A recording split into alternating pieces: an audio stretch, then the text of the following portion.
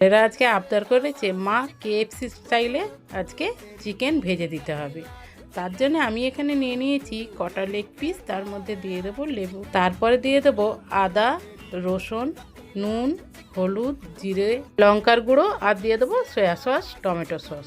সব কিছু খুব ভালো করে মাখতে হবে। এটাকে মেখে যতক্ষণ রাখতে পারবেন তত ভালো হবে। সবশেষে দিয়ে দেবো একটু সর্ষের তেল। এটাকে আমি 3 ঘন্টার জন্য মেখে রেখে দেবো। 3 ঘন্টা পর আমি এখানে নিয়ে নিয়েছি 1 বাটি ময়দা, হাফ বাটি চালের গুঁড়ি, স্বাদ মতো নুন আর একটু লঙ্কার গুঁড়ো।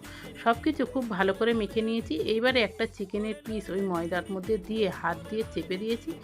আমি একটা পাত্রের মধ্যে জল নিয়েছিলাম, তার মধ্যে চুবিয়ে আবার শুকনো ময়দার মধ্যে দিয়ে দেবো। সব কটা লেগ পিস আমি এইভাবেই তৈরি করে নিয়েছি। তেল আমি আগের থেকে বসিয়ে রেখেছিলাম, তেলের মধ্যে দুটো দুটো ভেজে নেবো। খুব বেশি দেওয়া যাবে না, যেহেতু লেগ পিসগুলো বড় বড় আছে, তাহলে ভেতরে কাঁচা রয়ে যাবে। দেখুন কতটা সুন্দর দেখতে হয়েছে।